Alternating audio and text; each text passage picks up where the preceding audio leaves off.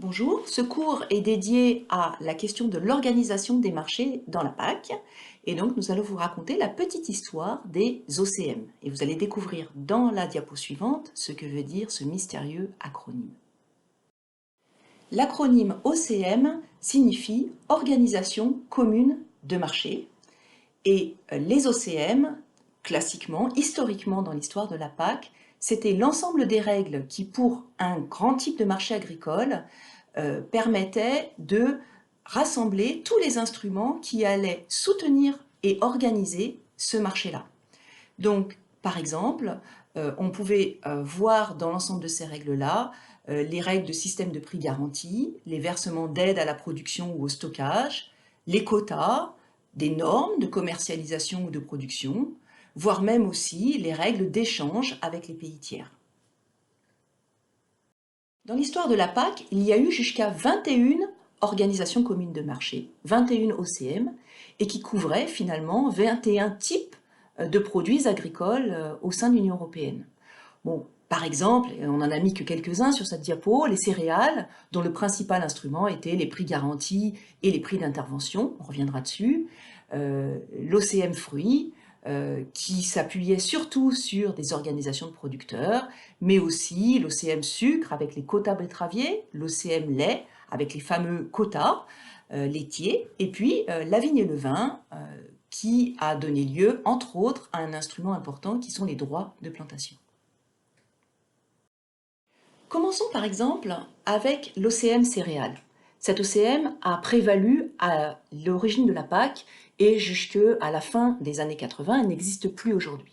À l'époque, il s'agissait de garantir aux producteurs européens des prix élevés, bien supérieurs au prix mondial. Vous voyez le prix mondial en pointillé vert qui fluctue, et vous voyez que le prix garanti européen, il n'est pas complètement uniforme, il a le droit de fluctuer dans une marge étroite entre un prix plancher, qu'on appelle le prix d'intervention, en bleu clair sur votre graphique, et un prix plafond, qu'on appelle le prix objectif ou prix d'importation, en mauve sur la figure. Donc, pour pouvoir garantir cette fluctuation étroite entre un plancher et un plafond, il fallait deux systèmes d'intervention qui étaient consignés dans l'OCM céréales. La première intervention, c'était une protection aux frontières qui permettait en fait de garantir que les importations de céréales venues de pays tiers ne rentrent pas sur le marché européen à un prix inférieur au prix objectif. Pour cela, on prélevait des taxes sur les produits importés qui permettaient de combler la différence entre le prix mondial et ce fameux prix d'importation. On appelait ça, ces taxes, les prélèvements variables. Mais conjointement à cela, pour éviter quand même, lorsqu'il y avait des tendances à la baisse, par exemple une offre importante, abondante sur le marché européen, pour éviter que ce prix garanti tombe en dessous du prix d'intervention, l'Union européenne se portait garante, acheteuse en dernier ressort, des quantités de céréales européennes qui n'auraient pas trouvé preneur à un prix inférieur au prix d'intervention. Et donc avec ce double système, eh bien, le prix européen, interne européen, ne pouvait que fluctuer entre ce prix d'intervention et ce prix d'importation ou prix objectif. Et c'est cela qui a permis aux producteurs agricoles européens, producteurs de céréales, de bénéficier de prix élevés garantis pendant une vingtaine d'années et d'augmenter ainsi très rapidement leur productivité. L'OCM fruits et légumes, quant à elle, a été créée en 1972. L'objectif principal était de répondre aux problèmes récurrents qu'on trouve sur les marchés des fruits et légumes, c'est-à-dire dès qu'il y a une bonne année de production, les prix s'effondrent parce que la production ne s'échange souvent qu'à l'échelle régionale ou nationale. Donc cet OCM reposait principalement sur des organisations de producteurs qui, en fait, ont souvent fait appel à un système qui est bien connu, qu'on appelle le système des retraits, en cas de surproduction locale.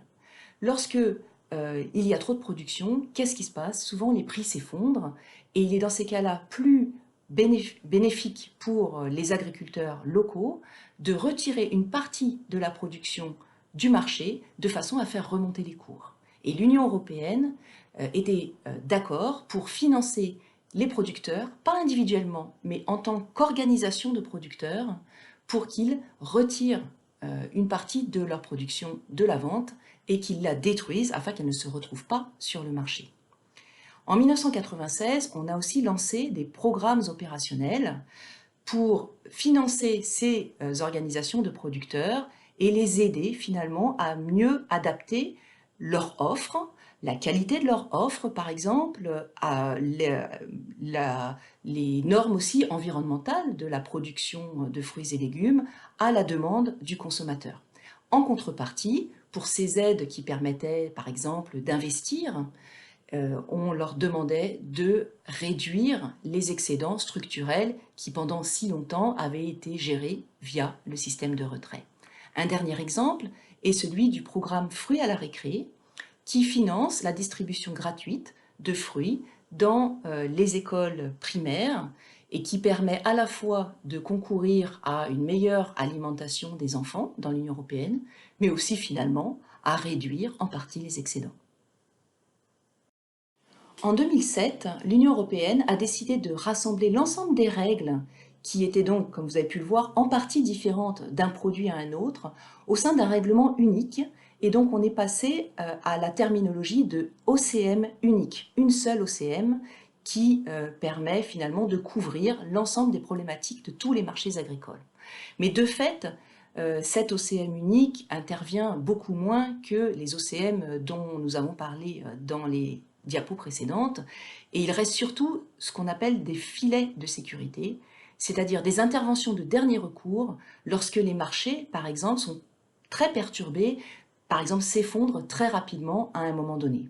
Ceci dit, il reste quelques secteurs sur lesquels il y a plus d'interventions.